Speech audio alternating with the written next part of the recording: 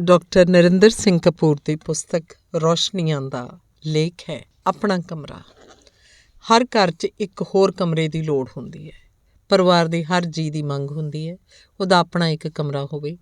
ਆਪਣੇ ਘਰ ਨੂੰ ਉਡੀਕਦਿਆਂ ਮਨੁੱਖ ਦੀ ਜ਼ਿੰਦਗੀ ਦੇ ਕਈ ਦਹਾਕੇ ਗੁਜ਼ਰ ਜਾਂਦੇ ਹਨ। ਆਪਣਾ ਘਰ ਉਸਾਰਨ ਦੀ ਤਾਂਘ ਵਕਤ ਦੇ ਬੀਤਣ ਨਾਲ ਵੱਧਦੀ ਜਾਂਦੀ ਹੈ। ਪਿਤਾ ਦੇ ਮਕਾਨ 'ਚ ਧੀਆਂ ਪੁੱਤਰਾਂ ਦੀ ਗਿਣਤੀ ਵਧਣ 'ਤੇ ਉਹਨਾਂ ਦੀ ਪਾਲਣ ਪੋਸ਼ਣ ਕਰਦਿਆਂ ਘਰ ਤੰਗ ਹੋਈ ਜਾਂਦਾ ਹੈ। ਸੋ ਵਿਕਾਸ ਕਰਨ ਲਈ ਹਰ ਕਿਸੇ ਨੂੰ ਆਪਣਾ ਕਮਰਾ ਚਾਹੀਦਾ ਹੁੰਦਾ ਹੈ। ਪਰਿਵਾਰ ਦਾ ਘਰ ਪਰਿਵਾਰ ਦੀ ਸ਼ਖਸੀਅਤ ਦਾ ਚੌਖਟਾ ਬਣਦਾ ਹੈ। ਇਸ ਅਨੁਸਾਰ ਚਰਿੱਤਰ ਦਾ ਨਿਰਮਾਣ ਹੁੰਦਾ ਹੈ। ਆਦਤਾਂ ਬਣਦੀਆਂ, ਸੋਚਾਂ ਉਸਰਦੀਆਂ, ਸੁਪਨੇ ਬੁਣੇ ਜਾਂਦੇ ਹੈ। ਘਰ ਦਾ ਆਕਾਰ, ਰੰਗ ਰੂਪ, ਸਥਾਨ ਅਤੇ ਬਣਤਰ ਸਾਡੇ ਸਾਰਿਆਂ ਉੱਪਰ ਵਿਸ਼ਾਲ ਪ੍ਰਭਾਵ ਪਾਉਂਦੀ ਹੈ। ਜੇ ਤੁਹਾਡਾ ਆਪਣਾ ਘਰ ਨਹੀਂ ਹੈ, ਤੁਸੀਂ ਕਿਰਾਏ ਦੇ ਮਕਾਨ 'ਚ ਰਹਿੰਦੇ ਹੋ, ਤਾਂ ਗੁਜ਼ਾਰਾ ਤਾਂ ਹੁੰਦਾ ਰਹੇਗਾ, ਪਰ ਜਿਉਣ ਦਾ ਅਹਿਸਾਸ ਆਪਣੇ ਘਰ 'ਚ ਹੋਏਗਾ। ਜਿਨ੍ਹਾਂ ਲੋਕਾਂ ਦਾ ਸਮਾਜਿਕ ਵਿਹਾਰ ਢੁਕਵਾਂ ਨਹੀਂ ਹੁੰਦਾ, ਉਹਦਾ ਇੱਕ ਕਾਰਨ ਉਹਨਾਂ ਦੀ ਅਢੁਕਵੀਂ ਰਿਹਾਇਸ਼ ਹੁੰਦਾ ਹੈ। ਤੁਹਾਡਾ ਆਪਣਾ ਘਰ ਹੈ ਕਿ ਨਹੀਂ, ਇਸ ਤੋਂ ਪਤਾ ਲੱਗੇਗਾ ਤੁਹਾਡੇ 'ਚ ਜੀਵਨ 'ਚ ਸਫਲ ਹੋਣ ਦੀਆਂ ਸੰਭਾਵਨਾਵਾਂ ਹਨ ਕਿ ਨਹੀਂ। ਜੇ 40 ਸਾਲ ਦੀ ਉਮਰ ਤੱਕ ਤੁਹਾਡੇ ਘਰ ਜਾਂ ਕਮਰੇ ਬਾਹਰ ਤੁਹਾਡੇ ਨਾਂ ਦੀ ਤਖਤੀ ਨਹੀਂ ਲੱਗੀ, ਇਹ ਪ੍ਰਮਾਣ ਹੈ ਕਿ ਤੁਸੀਂ ਜ਼ਿੰਦਗੀ 'ਚ ਪਛੜੇ ਹੋਏ ਹੋ ਅਤੇ ਤੁਹਾਡੇ ਵਿਕਾਸ ਦੀ ਰਫ਼ਤਾਰ ਸੁਸਤ ਹੈ। ਅਫਸਰ ਜਾਂ ਅਧਿਕਾਰੀ ਨੂੰ ਉਹਦਾ ਕਮਰਾ ਕੱਜਦਾ ਹੈ, ਬਾਕੀ ਅਮਲਾ ਬਿਨਾਂ ਕੱਜਣ ਦੇ ਹਾਲ 'ਚ ਬੈਠਦਾ ਹੈ। ਜੇ ਤੁਸੀਂ ਕਿਸੇ ਅਦਾਰੇ ਦੇ ਮੁਖੀ ਹੋ ਤਾਂ ਅਦਾਰਾ ਭਾਵੇਂ ਛੋਟਾ ਹੋਵੇ ਭਾਵੇਂ ਵੱਡਾ, ਉੱਥੇ ਸਭ ਕੁਝ ਤੁਹਾਡੇ ਦੱਸੇ ਕਹੇ ਅਨੁਸਾਰ ਵਾਪਰੇਗਾ। ਅਹੁਦੇ ਦੇ ਵਧਣ ਨਾਲ ਤੁਹਾਡੇ ਕਮਰੇ ਦਾ ਆਕਾਰ ਵੱਡਾ ਹੁੰਦਾ ਜਾਏਗਾ ਅਤੇ ਸਹੂਲਤਾਂ ਅਤੇ ਅਮਲਾ ਵੱਧਦਾ ਜਾਏਗਾ। ਇਹ ਜੀਵਨ ਦੇ ਫੈਲਣ ਅਤੇ ਵਿਕਾਸ ਕਰਨ ਦਾ ਸਬੂਤ ਹੁੰਦਾ ਹੈ। ਘਰ 'ਚ ਤੁਹਾਡਾ ਆਪਣਾ ਕਮਰਾ ਅਕਸਰ ਤੁਹਾਡੇ ਆਪਣੇ ਉਸਾਰੇ ਮਕਾਨ 'ਚ ਹੀ ਸੰਭਵ ਹੁੰਦਾ ਹੈ। ਘਰ 'ਚ ਕਮਰੇ ਤਾਂ ਕਈ ਹੁੰਦੇ ਆ, ਪਰ ਤੁਹਾਡਾ ਕਮਰਾ ਉਹ ਹੁੰਦਾ ਜਿਹਨੂੰ ਸਾਰੇ ਤੁਹਾਡਾ ਕਮਰਾ ਮੰਨਦੇ ਹੈ। ਸੰਸਾਰ ਸਾਡੇ ਜੀਵਨ ਦੀ ਪਿੱਠ ਭੂਮੀ ਹੁੰਦਾ ਹੈ, ਪਰ ਤੁਹਾਡਾ ਕਮਰਾ ਤੁਹਾਡੇ ਜੀਵਨ ਦਾ ਚੌਖਟਾ ਹੁੰਦਾ ਹੈ। ਤੁਹਾਡੀ ਜ਼ਿੰਦਗੀ ਦੀ ਬੰਦਰਗਾਹ ਹੁੰਦਾ ਹੈ, ਜਿੱਥੇ ਤੁਸੀਂ ਪਨਾਹ ਲੈਂਦੇ ਹੋ। ਆਪਣੇ ਕਮਰੇ ਤੋਂ ਭਾਵ ਜਿੱਥੇ ਤੁਹਾਨੂੰ ਸਾਹ ਸੌਖਾ ਆਉਂਦਾ ਹੈ। ਚੀਜ਼ਾਂ ਵਸਤਾਂ ਤੁਹਾਡੀ ਚਾਹੀ ਤਰਤੀਬ ਅਨੁਸਾਰ ਰੱਖੀਆਂ ਗਈਆਂ ਹੁੰਦੀਆਂ, ਜਿਨ੍ਹਾਂ ਨੂੰ ਕੋਈ ਅੱਗੇ ਪਿੱਛੇ ਨਹੀਂ ਕਰਦਾ। ਆਪਣੇ ਕਮਰੇ 'ਚ ਅਸੀਂ ਆਪਣੀ ਰਫ਼ਤਾਰ ਨਾਲ ਜਿਉਂਦੇ, ਚੱਲਦੇ, ਰੁਕਦੇ, ਵਿਚਰਦੇ ਹਾਂ। ਕਿਸੇ ਦੇ ਮਗਰ ਲੱਗ ਕੇ ਨਹੀਂ, ਨਾ ਹੀ ਕਿਸੇ ਤੋਂ ਅੱਗੇ ਹੋ ਕੇ। ਤੁਹਾਡਾ ਕਮਰਾ ਉਹ ਹੁੰਦਾ ਜਿੱਥੇ ਤੁਸੀਂ ਹੁੰਦੇ ਹੋ, ਕਿਸੇ ਦੀ ਨਕਲ ਤੋਂ ਮੌਲਿਕ ਤੁਸੀਂ। ਉਂਝ ਤਾਂ ਸਾਰਾ ਘਰ ਹੀ ਇਸਤਰੀ ਦਾ ਹੁੰਦਾ, ਪਰ ਵੇਖਣ ਵਾਲੀ ਗੱਲ ਇਹ ਹੈ ਕਿ ਕੀ ਉਹਦਾ ਆਪਣਾ ਕੋਈ ਕਮਰਾ ਹੈ। ਵਾਸਤਵ ਵਿੱਚ ਸਾਰੇ ਘਰ ਦੀ ਪ੍ਰਬੰਧਕੀ ਜ਼ਿੰਮੇਵਾਰੀ ਇਸਤਰੀ ਦੀ ਹੁੰਦੀ ਹੈ, ਪਰ ਉਹਦਾ ਆਪਣਾ ਕੋਈ ਕਮਰਾ ਨਹੀਂ ਹੁੰਦਾ ਜਿੱਥੇ ਉਹ ਵਿਸ਼ਵਾਸ ਅਤੇ ਸੌਖ ਨਾਲ ਕੱਪੜੇ ਬਦਲ ਸਕੇ, ਸਮੇਂ ਅਵਸਰ ਅਤੇ ਲੋੜਾਂ ਅਨੁਸਾਰ ਵਿਚਰ ਸਕੇ। ਭਾਰਤ ਵਿੱਚ ਘਰ ਵਿੱਚ ਇਸਤਰੀ ਦਾ ਨਾ ਕੋਈ ਆਪਣਾ ਵਕਤ ਹੁੰਦਾ ਹੈ, ਨਾ ਹੀ ਆਪਣਾ ਸ਼ੌਕ। ਉਹਦਾ ਸਾਰਾ ਜੀਵਨ ਹੀ ਹੋਰਾਂ ਦੀਆਂ ਲੋੜਾਂ ਅਤੇ ਫਰਮਾਇਸ਼ਾਂ ਪੂਰੀਆਂ ਕਰਦਿਆਂ ਲੰਘ ਜਾਂਦਾ ਹੈ। ਜਦ ਸਾਰਿਆਂ ਨੂੰ ਛੁੱਟੀ ਹੁੰਦੀ ਹੈ, ਉਸ ਦਿਨ ਇਸਤਰੀ ਦੇ ਕੰਮ, ਜ਼ਿੰਮੇਵਾਰੀਆਂ ਅਤੇ ਰੁਝੇਵੇਂ ਵੱਧ ਜਾਂਦੇ ਹੈ। ਹਰੇਕ ਬੱਚਾ ਲਗਭਗ 5 ਸਾਲ ਇਸਤਰੀ ਦਾ ਪੂਰਾ ਧਿਆਨ ਮੱਲੀ ਰੱਖਦਾ ਹੈ।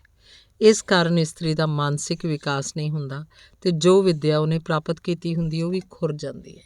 ਕੰਮਕਾਜੀ ਔਰਤਾਂ 3 ਗੁਣਾ ਕੰਮ ਕਰਦੀਆਂ। ਉਹ ਆਪਣੀਆਂ ਕੰਮਕਾਜੀ ਜ਼ਿੰਮੇਵਾਰੀਆਂ ਨਿਭਾਉਂਦੀਆਂ, ਘਰ ਸਾਂਭਦੀਆਂ ਅਤੇ ਬਜ਼ੁਰਗਾਂ 'ਤੇ ਆਏ ਗਏ ਦੀ ਦੇਖਭਾਲ ਕਰਦੀਆਂ। ਅਸਲ 'ਚ ਘਰ 'ਚ ਆਪਣੇ ਕਮਰੇ ਦੀ ਸਭ ਤੋਂ ਵੱਧ ਲੋੜ ਇਸਤਰੀ ਨੂੰ ਹੁੰਦੀ ਹੈ, ਪਰ ਉਹਦੀ ਹਰ ਚੀਜ਼ ਉੱਤੇ ਹੋਰਾਂ ਨੇ ਕਬਜ਼ਾ ਕੀਤਾ ਹੁੰਦਾ ਹੈ। ਹਰ ਕੰਮ ਨੂੰ ਹਾਂ ਕਹਿਣ ਦੀ ਉਹਦੀ ਉਦਾਰਤਾ ਕਾਰਨ ਉਹਦਾ ਆਪਣਾ ਕੋਈ ਸਮਾਂ ਵੀ ਨਹੀਂ ਹੁੰਦਾ। ਅੰਗਰੇਜ਼ੀ ਨਾਵਲਕਾਰਾ ਵਰਜੀਨੀਆ ਵੁਲਫ ਨੇ ਇਸਤਰੀ ਦੀ ਆਪਣੇ ਕਮਰੇ ਦੀ ਲੋੜ ਉੱਤੇ ਇੱਕ ਲੰਮੀ ਵਾਰਤਕ ਰਚਨਾ ਕੀਤੀ ਹੈ, ਜਿਹਦਾ ਕੇਂਦਰੀ ਭਾਵ ਇਹ ਹੈ ਕਿ ਜੇ ਇਸਤਰੀ ਨੂੰ ਕੁਝ ਮੁੱਲਵਾਨ ਕਰਨਾ ਲਿਖਣਾ ਹੈ ਤਾਂ ਉਹਨੂੰ ਆਪਣੇ ਕਮਰੇ ਦੀ ਲੋੜ ਪਏਗੀ। ਉਹਦਾ ਕਥਨ ਹੈ ਕਿ ਇਸਤਰੀ ਵਿਕਾਸ ਉਦੋਂ ਕਰੇਗੀ ਜਦੋਂ ਉਹਨੂੰ ਆਪਣਾ ਕਮਰਾ ਨਸੀਬ ਹੋਏਗਾ। ਇਸਤਰੀਆਂ ਨੇ ਜਿੰਨੀਆਂ ਵੀ ਰਚਨਾਵਾਂ ਕੀਤੀਆਂ ਉਹ ਨਿਤਾ ਪ੍ਰਤੀ ਦੇ ਰੁਝੇਵਿਆਂ 'ਚੋਂ ਸਮਾਂ ਚੁਰਾ ਕੇ ਕੀਤੀਆਂ, ਅਤੇ ਜੇ ਉਹਨਾਂ ਦਾ ਆਪਣਾ ਕਮਰਾ ਹੋਵੇ ਤਾਂ ਹੋਰ ਵੀ ਵਧੇਰੇ ਮੁੱਲਵਾਨ ਰਚਨਾਵਾਂ ਦੇ ਸਕਦੀਆਂ ਹਨ। ਪ੍ਰਸਿੱਧ ਨਾਵਲਕਾਰ ਇਸਤਰੀਆਂ ਆਪਣੇ ਕਮਰੇ ਦੀ ਬਦੌਲਤ ਹੀ ਪ੍ਰਸਿੱਧ ਨਾਵਲ ਲਿਖਦੀਆਂ ਰਹੀਆਂ। ਸੇਲੀ ਵੋਲਫਸਨ ਵਿਜਰ ਕੋਲ ਆਪਣਾ ਕਮਰਾ ਸੀ। ਉਹਨੂੰ 3 ਵਾਰੀ ਗਰਭ ਹੋਇਆ। ਗਰਭ ਦੌਰਾਨ ਆਪਣੇ ਕਮਰੇ 'ਚ ਰਹਿਣ ਦੇ ਰਿਵਾਜ਼ ਕਾਰਨ ਹਰੇਕ ਗਰਭ ਦੌਰਾਨ ਉਹਨੇ ਇੱਕ ਨਾਵਲ ਰਚਿਆ ਸੀ। ਘਰ ਦੀ ਬੈਠਕ ਜਾਂ ਡਰਾਇੰਗ ਰੂਮ ਆਕਾਰ 'ਚ ਵੱਡਾ ਅਤੇ ਸਜਾਵਟ 'ਚ ਅੱਵਲ ਹੁੰਦਾ ਹੈ, ਪਰ ਇਹ ਪਰਿਵਾਰ ਦੇ ਕਿਸੇ ਜੀਅ ਦਾ ਕਮਰਾ ਨਹੀਂ ਹੁੰਦਾ। ਇਹ ਕਮਰਾ ਬਾਹਰਲਿਆਂ ਲਈ ਹੁੰਦਾ ਹੈ। ਇਹਦਾ ਸੁਭਾਅ ਰੇਲਵੇ ਸਟੇਸ਼ਨ ਜਾਂ ਬਾਜ਼ਾਰ ਵਾਲਾ ਹੁੰਦਾ ਹੈ, ਜਿੱਥੇ ਦੀ ਰੌਣਕ ਨੂੰ ਥੋੜ੍ਹਾ ਚਿਰ ਹੀ ਮਾਣਿਆ ਜਾਂਦਾ ਹੈ। ਇਹ ਕੁਝ ਚਿਰ ਲਈ ਹੀ ਵਰਤਿਆ ਜਾਂਦਾ ਹੈ। ਹੁਣ ਆਉਣ ਜਾਣ ਜਾਂ ਮਿਲਣ ਮਿਲਾਉਣ ਦਾ ਕਾਰਜ ਹੋਟਲਾਂ ਜਾਂ ਕਾਫੀ ਹਾਊਸਾਂ ਜਾਂ ਸਾਂਝੀਆਂ ਥਾਵਾਂ 'ਤੇ ਕੀਤੇ ਜਾਣ ਕਰਕੇ ਬੈਠਕ ਦਾ ਆਕਾਰ ਅਤੇ ਮਹੱਤਵ ਸੁੰਗੜਦਾ ਜਾ ਰਿਹਾ ਹੈ। ਯੂਰਪ ਦੇ ਕਈ ਘਰਾਂ 'ਚ ਡਰਾਇੰਗ ਰੂਮ ਹੁੰਦਾ ਹੀ ਨਹੀਂ। ਘਰ ਦੇ ਜੀਅ ਖਾਣੇ ਦੀ ਮੇਜ਼ 'ਤੇ ਹੀ ਮਿਲਦੇ ਆ। ਬਹੁਤਾ ਸਮਾਂ ਆਪਣੇ ਬੈੱਡਰੂਮ ਜਾਂ ਨਿੱਜੀ ਕਮਰੇ 'ਚ ਗੁਜ਼ਾਰਦੇ ਆ, ਕਿਉਂਕਿ ਟੈਲੀਵਿਜ਼ਨ ਅਤੇ ਕੰਪਿਊਟਰ ਵੀ ਹੁਣ ਬੈੱਡਰੂਮ 'ਚ ਪਹੁੰਚ ਗਿਆ। ਯੂਰਪ 'ਚ ਘਰ ਛੋਟੇ ਹੁੰਦੇ ਆ। ਕਮਰਾ ਭਾਵੇਂ ਛੋਟਾ ਹੀ ਹੋਵੇ, ਪਰ ਹਰ ਕਿਸੇ ਦਾ ਵੱਖਰਾ ਆਪਣਾ ਕਮਰਾ ਹੁੰਦਾ ਹੈ। ਵਿਅਕਤੀਵਾਦੀ ਰੁਚੀ ਦੇ ਸ਼ਕਤੀਸ਼ਾਲੀ ਹੋਣ ਕਾਰਨ ਹੁਣ ਕੋਈ ਕਿਸੇ ਨਾਲ ਰਹਿਣ ਦੀ ਥਾਂ ਵੱਖਰੇ ਕਮਰੇ 'ਚ ਰਹਿਣ ਨੂੰ ਤਰਜੀਹ ਦਿੰਦਾ ਹੈ। ਇਹਨਾਂ ਕਾਰਨਾਂ ਕਰਕੇ ਨਵੇਂ ਮਕਾਨਾਂ ਦੀ ਵਿਉਂਤਬੰਦੀ ਅਤੇ ਉਸਾਰੀ ਦਾ ਢੰਗ ਤਰੀਕਾ ਬਦਲ ਗਿਆ ਹੈ। ਹੁਣ ਬੱਚਿਆਂ ਨੂੰ ਵੀ ਆਪਣਾ ਕਮਰਾ ਮਿਲਣ ਲੱਗ ਪਿਆ ਹੈ। ਮਹੱਤਵਪੂਰਨ ਅਤੇ ਉਚੇਰੀ ਪੜ੍ਹਾਈ ਕਰਨ ਵਾਲਿਆਂ ਦਾ ਜੇ ਆਪਣਾ ਕਮਰਾ ਹੋਵੇ ਤਾਂ ਉਹਨਾਂ ਦੀ ਕਾਰਗੁਜ਼ਾਰੀ ਬਿਹਤਰ ਹੋ ਜਾਂਦੀ ਹੈ। ਮੁਕਾਬਲੇ ਦੀ ਪ੍ਰੀਖਿਆ ਦੀ ਤਿਆਰੀ 'ਚ ਆਪਣਾ ਕਮਰਾ ਵਿਸ਼ੇਸ਼ ਭੂਮਿਕਾ ਨਿਭਾਉਂਦਾ ਹੈ। ਸੰਸਾਰ ਦੇ ਵਿਕਸਤ ਦੇਸ਼ਾਂ 'ਚ ਰਵਾਇਤ ਰਹੀ ਹੈ ਕਿ ਧੀ ਪੁੱਤਰ ਦੇ 10ਵੇਂ ਜਨਮ ਦਿਨ 'ਤੇ ਉਹਨੂੰ ਵੱਖਰਾ ਕਮਰਾ ਦਿੱਤਾ ਜਾਂਦਾ ਰਿਹਾ ਹੈ ਅਤੇ ਖੁਸ਼ਹਾਲ ਪਰਿਵਾਰਾਂ 'ਚ ਉਹਨੂੰ ਨਿੱਜੀ ਨੌਕਰ ਨੌਕਰਾਣੀ ਦਾ ਤੋਹਫਾ ਵੀ ਮਿਲਦਾ ਰਿਹਾ ਹੈ। ਇਹਨਾਂ ਕਾਰਨਾਂ ਅਤੇ ਸਹੂਲਤਾਂ ਕਾਰਨ ਯੂਰਪ ਦੇ ਪਤਵੰਤੇ ਪਰਿਵਾਰਾਂ 'ਚ ਜਦੋਂ ਵੀ ਕੋਈ ਕਿਧਰੇ ਜਾਣ ਲਈ ਬਾਹਰ ਨਿਕਲਦਾ ਹੈ ਤਾਂ ਉਹਦਾ ਸਮੁੱਚਾ ਲਿਬਾਸ ਅਤੇ ਵਿਹਾਰ ਹਰ ਪੱਖੋਂ ਮਾਂਜਿਆ ਸੰਵਰਿਆ ਢੁਕਵਾਂ ਹੁੰਦਾ ਹੈ। ਇਹਨਾਂ ਨੂੰ ਵੇਖ ਕੇ ਆਪ ਮੁਹਾਰੇ ਮਹਿਸੂਸ ਹੁੰਦਾ ਹੈ ਕਿ ਇਹ ਸੰਸਥਾਵਾਂ ਉਦਯੋਗ ਅਤੇ ਅਦਾਰੇ ਉਸਾਰਨ ਅਤੇ ਰਾਜ ਕਰਨ ਲਈ ਹਨ। ਭਾਰਤ ਵਿੱਚ ਕਲਕੱਤੇ 'ਚ ਰਵਿੰਦਰਨਾਥ ਟੈਗੋਰ ਦੇ ਦਾਦੇ ਅਤੇ ਪਿਤਾ ਦੇ ਖਾਨਦਾਨ ਦਾ ਕਈ ਹਵੇਲੀਆਂ ਵਾਲਾ ਮਹੱਲਾ ਹੀ ਆਪਣਾ ਸੀ। ਸਮੁੱਚਾ ਟੈਗੋਰ ਪਰਿਵਾਰ ਇੱਕ ਵਪਾਰਕ ਘਰਾਣਾ ਸੀ। ਟੈਗੋਰ ਦੇ ਪਿਤਾ ਅਤੇ ਦਾਦੇ ਨੇ ਲਗਭਗ 150 ਵਿਦਿਆਰਥੀਆਂ ਨੂੰ ਆਪਣੇ ਵਜ਼ੀਫੇ 'ਤੇ ਇੰਗਲੈਂਡ ਪੜ੍ਹਨ ਲਈ ਭੇਜਿਆ ਸੀ। ਲਗਭਗ 300 ਜੀਆਂ ਦੇ ਇਸ ਵਿਸ਼ਾਲ ਖਾਨਦਾਨ ਦਾ ਹਰੇਕ ਜੀਅ ਆਪਣੇ ਆਪਣੇ ਖੇਤਰ ਦਾ ਮਾਹਰ ਸੀ। ਕੋਈ ਨਾਟਕਕਾਰ ਸੀ, ਕੋਈ ਸੰਗੀਤਕਾਰ, ਅਤੇ ਜਿਹੜਾ ਵੀ ਨਿਵੇਕਲੀ ਯੋਗਤਾ ਦਾ ਪ੍ਰਮਾਣ ਦਿੰਦਾ ਉਹਨੂੰ ਸਵੈ ਵਿਕਾਸ ਲਈ ਆਪਣਾ ਕਮਰਾ ਮਿਲ ਜਾਂਦਾ ਸੀ। ਰਾਮਲੀਲਾ ਹਵੇਲੀਆਂ ਦੇ ਇਸ ਮਹੱਲੇ 'ਚ ਹੁੰਦੀ ਸੀ, ਜਿਹਦੇ ਅਦਾਕਾਰ, ਸੰਗੀਤਕਾਰ, ਗਾਇਕ ਅਤੇ ਦਰਸ਼ਕ ਘਰ ਦੇ ਹੀ ਜੀਅ ਹੁੰਦੇ ਸੀ। ਪੰਜਾਬੀ ਸਾਹਿਤ ਦੇ ਪ੍ਰਸਿੱਧ ਲੇਖਕ ਗੁਰਬਖਸ਼ ਸਿੰਘ ਪ੍ਰੀਤਲੜੀ ਨੇ ਪ੍ਰੀਤਨਗਰ 'ਚ ਅਜਿਹਾ ਹੀ ਪ੍ਰਯੋਗ ਕਰਨ ਦਾ ਉਪਰਾਲਾ ਕੀਤਾ ਸੀ ਜਿਹੜਾ ਦੇਸ਼ ਵੰਡ ਦੀ ਭੇਟ ਚੜ੍ਹ ਗਿਆ। ਆਪਣਾ ਕਮਰਾ ਵਿਅਕਤੀ ਲਈ ਤਾਂ ਹੀ ਸਹਾਈ ਹੁੰਦਾ ਜੇ ਉਹਦਾ ਕੋਈ ਮਨੋਰਥ ਹੋਵੇ। ਜੀਵਨ 'ਚ ਵਿਕਾਸ ਕਰਨ ਦਾ ਅਵਸਰ ਹਰ ਕਿਸੇ ਨੂੰ ਮਿਲਦਾ ਹੈ, ਪਰ ਚਰਿੱਤਰ ਦੀ ਕਮਜ਼ੋਰੀ ਅਤੇ ਨਿੱਜੀ ਆਦਤਾਂ ਵਿੱਚ ਪਛੜੇ ਹੋਣ ਕਾਰਨ ਹਰ ਕਿਸੇ ਲਈ ਵਿਕਾਸ ਜਾਰੀ ਰੱਖਣਾ ਸੰਭਵ ਨਹੀਂ ਹੁੰਦਾ। ਵਿਹਾਰ ਦੀਆਂ ਕਈ ਕਮਜ਼ੋਰੀਆਂ ਹੁੰਦੀਆਂ ਜਿਨ੍ਹਾਂ ਵੱਲ ਪਹਿਲਾਂ ਧਿਆਨ ਨਾ ਦਿੱਤੇ ਜਾਣ ਕਾਰਨ ਇਹ ਅਗਲੇਰੇ ਅਤੇ ਮਹੱਤਵਪੂਰਨ ਵਿਕਾਸ ਦੇ ਰਾਹ ਦੀਆਂ ਰੁਕਾਵਟਾਂ ਬਣ ਜਾਂਦੀਆਂ। ਚੰਗੀ ਤਰ੍ਹਾਂ ਜਿਉਣਾ ਸਭ ਗੱਲਾਂ ਤੋਂ ਵੱਧ ਮਹੱਤਵਪੂਰਨ ਹੁੰਦਾ ਹੈ। ਫਰਾਂਸੀਸੀ ਫਿਲਾਸਫਰ ਅਤੇ ਨਾਵਲਕਾਰ ਸਾਰਤਰ ਅਤੇ ਸਿਮੋਨ ਦੀ ਜੋੜੀ ਵਿਸ਼ਵ ਪ੍ਰਸਿੱਧ ਹੈ। ਇਹ ਵਿਆਹੇ ਹੋਏ ਨਹੀਂ ਸੀ, ਪਰ ਇਕੱਠੇ ਰਹਿੰਦੇ ਸੀ। ਆਪਣੇ ਆਪਣੇ ਕਮਰੇ 'ਚ ਪੜ੍ਹਦੇ ਲਿਖਦੇ, ਹਰੇਕ ਸ਼ਾਮ ਨੂੰ ਬੁਲਾਏ ਕਲਾਕਾਰਾਂ, ਕਵੀਆਂ ਅਤੇ ਲੇਖਕਾਂ ਨਾਲ ਕਈ ਵਾਰੀ ਸਾਰੀ ਰਾਤ ਆਪਣਾ ਚਿੰਤਨ ਸਾਂਝਾ ਕਰਦੇ ਸਨ। ਸਿਮੋਨ ਬੋਲਦੀ ਬਹੁਤ ਮਿੱਠਾ ਸੀ ਅਤੇ ਲਿਖਦੀ ਬਹੁਤ ਤਿੱਖਾ ਸੀ। ਸਾਰਤਰ ਦਾ ਫਰਾਂਸ ਉੱਤੇ ਨਹੀਂ, ਸਾਰੇ ਯੂਰਪ ਉੱਤੇ ਭਾਰਤ ਦੇ ਵਿਦਵਾਨ ਹਲਕਿਆਂ ਵਿੱਚ ਵੀ ਡੂੰਘਾ ਪ੍ਰਭਾਵ ਰਿਹਾ ਹੈ।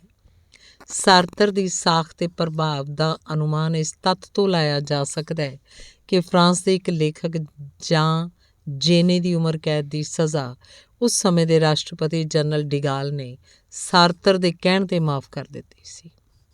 ਮਨੋਵਿਗਿਆਨਕ ਦ੍ਰਿਸ਼ਟੀ ਤੋਂ ਆਪਣੇ ਕਮਰੇ ਦੇ ਬੜੇ ਲਾਭ ਹੁੰਦੇ ਆ।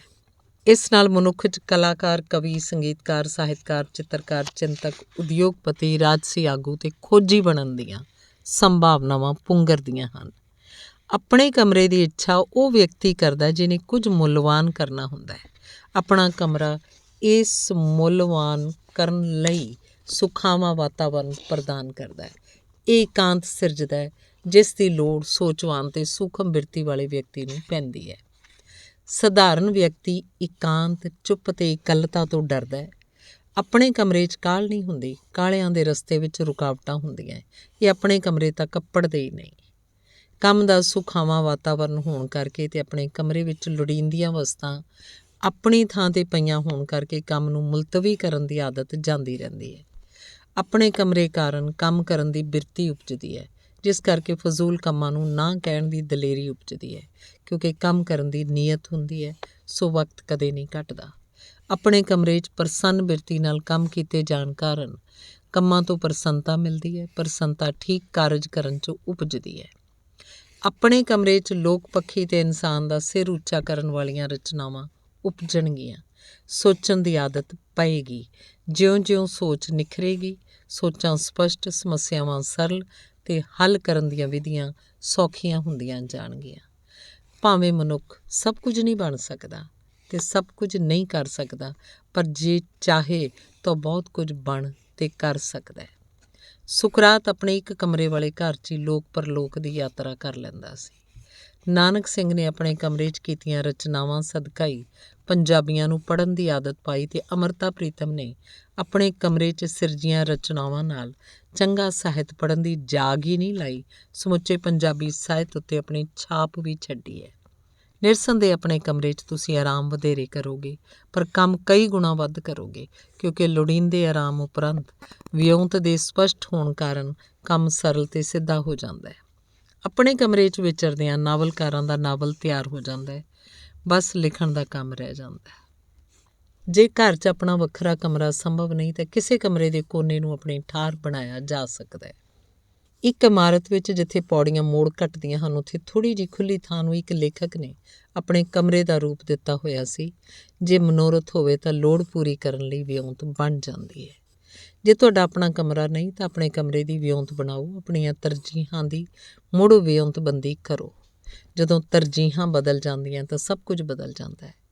ਪਰਿਵਾਰ ਵਿੱਚ ਜੇ ਬਜ਼ੁਰਗ ਮਾਪੇ ਹਨ ਤਾਂ ਉਹਨਾਂ ਨੂੰ ਵੱਖਰੇ ਕਮਰੇ ਦੀ ਸਹੂਲਤ ਦਿਓ, ਉਹਨਾਂ ਦੀਆਂ ਅਸੀਸਾਂ ਤੁਹਾਡਾ ਰਾਹ ਪੱਧਰਾ ਕਰ ਦੇਣਗੀਆਂ। ਤੁਹਾਡਾ ਕਮਰਾ ਬਕਸਾ ਨਹੀਂ ਹੋਣਾ ਚਾਹੀਦਾ, ਇਹ ਤੁਹਾਡਾ ਸੰਸਾਰ ਹੋਣਾ ਚਾਹੀਦਾ ਹੈ।